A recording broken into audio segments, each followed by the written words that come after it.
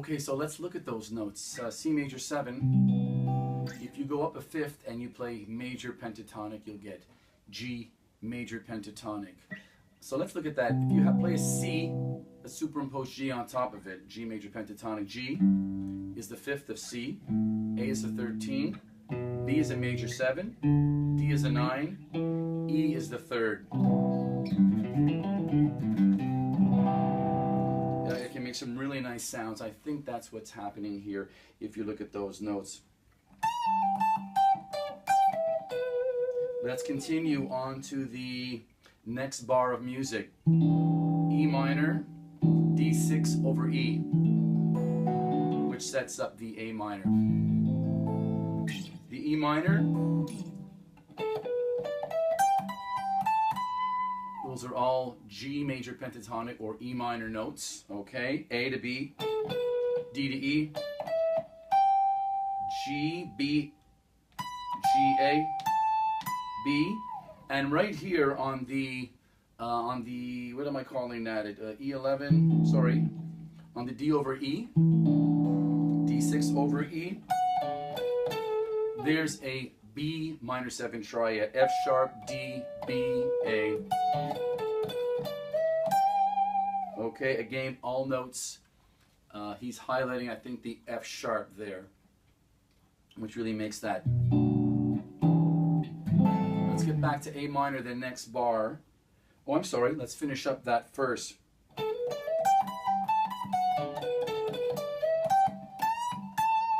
That's the first bar. I'm sorry, the first beat of the next bar of the A minor chord. He's taking the A and he's bending it up to the B, back to A.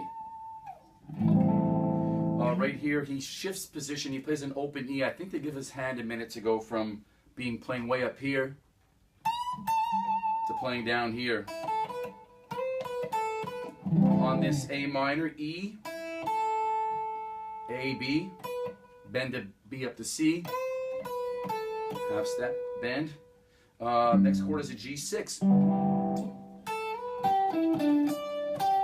I think what we have here again, he's superimposing an E minor triad over that G6.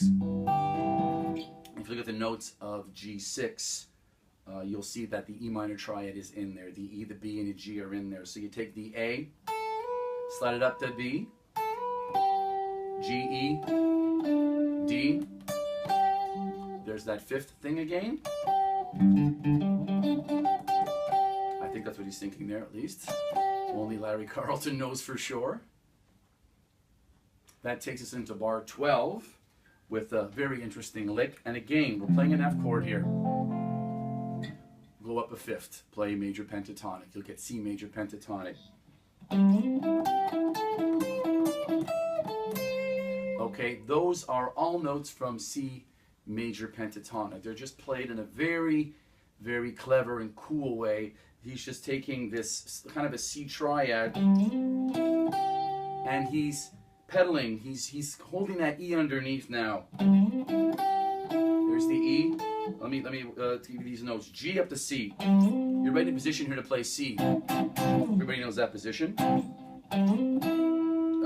E, G, back to E. A, back to E. C, back to E. D, back to E. Finally, there's the octave.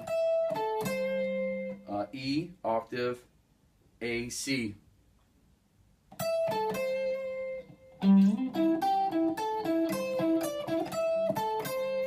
Very clever. All notes from C major pentatonic with an F chord underneath it. Now it moves us to a B flat 7 with a 13. And that kind of chord, it's a kind of a tritone substitution. I won't get too much into that right now, but I will say that the scale that goes over that chord is this scale, is a B flat Lydian, what do they call it? B flat Lydian dominant. It's a B flat 7 scale, except the 4th degree normally is E flat, is raised to an E natural. So B flat, C, D, E natural, F, G, A flat, B flat.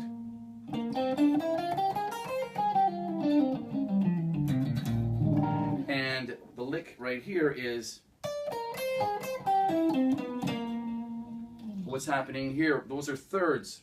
D, B flat, C, A flat. Over that B flat chord. Now, that's a straight C triad. And what that is, that B flat dominant sound, if you were to play the extensions, B flat, D, F, A flat, you go to the 9, C, sharp 11 is E, 13 is G. There's your C major triad. So it's being outlined here. And then to resolve, he walks down C chromatically to B flat, to the root. Okay, the next bar, 2 beat changes, F, G, the next bar A minor back to G. Let's look at that, start on the F. A lot of chord tones here, chromatic approach from below, A flat to an A natural, that's the third. There's the fifth, the C. There's the major seventh, the E. D to C, I'm sorry. Right, D to C. Let's take that A and slide it up to a B. And this is on the G chord, so you're playing all chord tones. B, D, G, G, D. Excuse my mistakes. Play A minor. Okay, it's one of my favorite licks in the whole thing. It's so simple, but he's kind of I think he's trying to accentuate the B here. Okay, the notes are C, B, A, E, D, E. Okay, over A minor. But instead of playing it straight, he plays the C real short, and he bends the A quickly up to B. Then he releases it to finish the phrase. What's up next is D minor, G6, F6. And here he plays a very simple lick, A, D, E, A, D, E. The next set of chords go by pretty quickly. You've got this E minor, and then walking back down to the C dominant sound. A, F, E, D, C. Right, so it's taking us back to the C, the C7 sharp 9 is the C dominant sound. There's a great line right here. I'll play a little slower.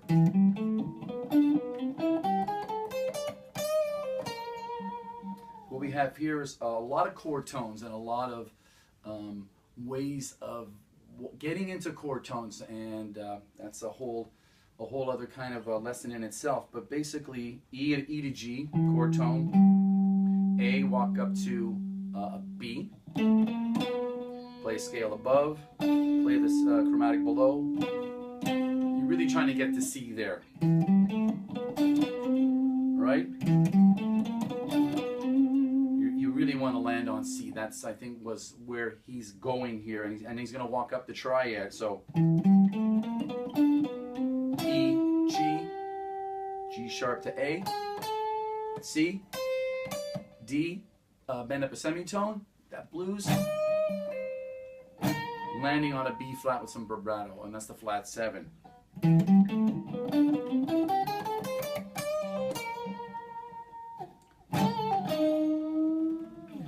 That's really nice too, very bluesy. The 6, the A up a semitone to B flat, release G, land on the flat 3, the E flat, and bend it up to the major third. Then the famous tap lick at the very end. I've watched Larry's instructional videos, and there's a little interview where someone's asking him about that particular lick, and he explains that it's a combination of 2 different takes. That the first take he tapped up an A flat to a B flat, which is the flat 7. The second take he tapped the B flat up to the C. So what they did in the studio is they took the 2 of them and they combined them, and that's how you get that sound, and I didn't know that for many years, and could never figure out why it didn't really sound just right at the very end there. That's the way he ends the solo, back into A minor, and then we're back into the verse.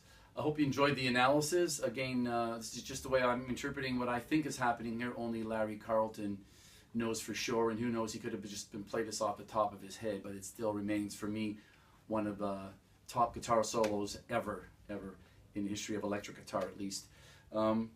Before I leave, a little Larry Carlton story I'd like to share with you guys. I did get a chance to meet Larry.